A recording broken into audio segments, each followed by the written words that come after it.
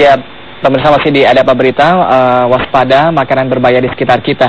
Tapi Bu Ida, yang Anda lihat begitu ya, ini masyarakat sering begitu, apalagi pada saat Lebaran ini banyak sekali muncul makanan-makanan olahan takjil begitu, dan ini semacam ritual bahwa akan ada pengumuman begitu ya, tanpa ada penyelesaian yang pasti dan juga tuntas terkait dengan makanan berbahaya ini.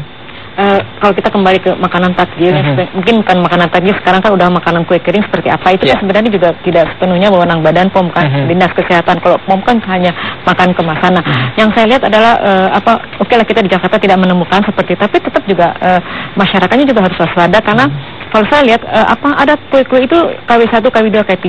Kemudian saya lihat salah satunya adalah rainbow cake gitu kan yang dibikin. Nah, sementara setahu saya warna-warna yang diperoleh di rainbow cake itu warna-warna yang buatan luar negeri dan mahal gitu. Jadi sebenarnya konsumen harus curiga kan kalau harga murah tapi kok bisa mendapatkan kue-kue yang seperti itu. Dan kemudian kalau soal di supermarket, khususnya di Jakarta, kami juga beberapa kali pernah melakukan pemeriksaan. Emang agak sulit mencari makanan yang tidak melanggar peraturan ya, kecuali dalam berbahasa Indonesia.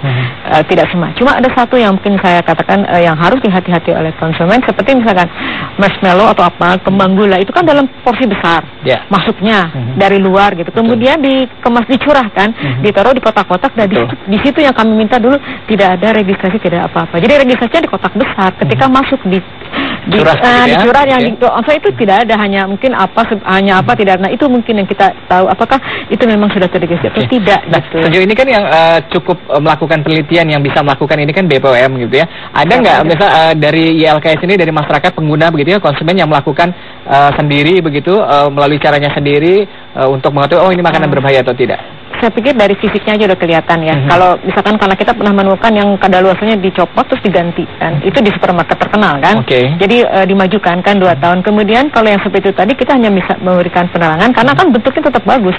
Cuman masalahnya legal ilegalnya kan kita nggak tahu, dan kemudian apakah mengandung bahan yang tidak diperbolehkan seperti dulu mengandung melamin seperti itu. Nah, seperti itu karena untuk mengetahui bahwa satu produk entah apapun, kalau kemasan kan jelas kita tuntut Badan POM ya, ada registrasi yang seperti itu, curah atau apapun itu kita kan harus menguji.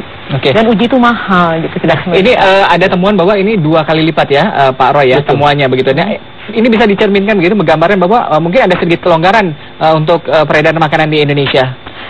Karena kalau saya lihat, yaitu tadi kemasan Badan POM, kemudian ada instansi lain juga kan yang terkait. Kemudian ketika masuk supermarket kan ada lagi yang lain. Nah, ini terlalu banyak sebenarnya yang berwenang, dan itu yang harusnya sinergi gitu. Kemudian apa yang harus dilakukan oleh pemerintah gitu? Masukan dari YLKI melihat bahwa ini sangat berbahaya, tidak hanya merusak organ, tapi juga mungkin ada beberapa hal begitu ya yang bisa segera, karena penyakitnya biasanya cukup lama ya Pak Roy ya, baru muncul ya. Ya, itu menahun. Tapi ingin saya luruskan, 2 kali lipat itu nilainya, dan itu didominasi pangan ilegal. Itu pun di daerah free trade zone. Jadi itu satu hal yang harus kita bedakan. Ya, tapi pintu masuk kan banyak ke Jakarta. Ya, betul. Tetapi di Jakarta pun agak memang menurun.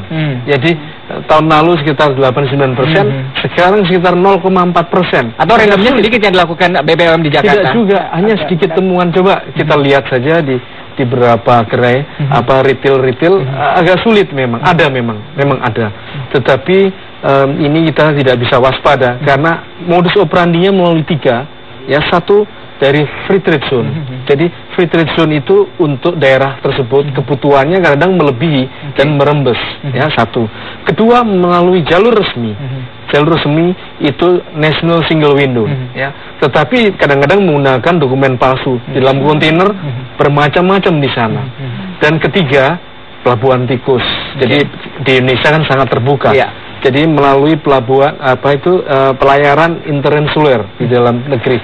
Sulit itu. Nah, ini melihat sulitnya dan juga begitu gampangnya begitu ya kita masuk di Jakarta sendiri, melihat pendidikan masyarakat juga yang masih cukup menurun untuk mengetahui bagaimana pola makanan yang sehat. Kalau kita di luar negeri, pemirsa mungkin Anda tahu begitu ya, banyak program pemerintah yang melakukan diet sehat begitu untuk warganya. Beda. Ya itu tadi karena masyarakat kita kan juga kemampuan ekonominya terbatas dan suka yang sesuatu yang menarik dan baru, seperti itu tadi katakan bahwa sebenarnya kan ada Badan POM sudah mengeluarkan bahan yang tadi kan bahan tambahan pangan yang food grade yang memang aman, tetapi harganya mahal, dan itu bagaimana caranya seperti itu. Baik, kita coba angkat telepon, ada pemirsa yang bergabung. Halo, selamat malam.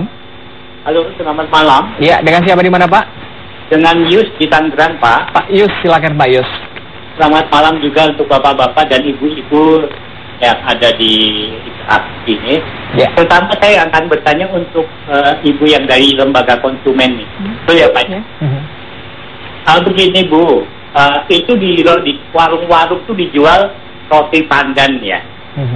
Mungkin ibu tahu tuh banyak di warung, di supermarket apalagi. Roti pandan itu hijau warna hijaunya itu sangat menyolok sekali.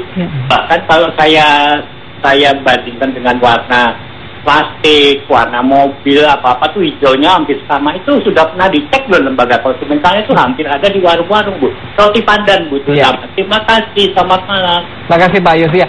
Seperti yang tadi saya katakan begitu ya, mungkin konsumen hanya melihat it's just like a beautiful bag begitu ya. Oh, dari kemasan menarik tanpa tahu sebenarnya kandungannya berbahaya yang ada di dalam makanan tersebut. Akan kita tanggapi pertanyaan dari Pak Yus tadi, kita harus break. Tetap bersama kami di Ada Apa Berita.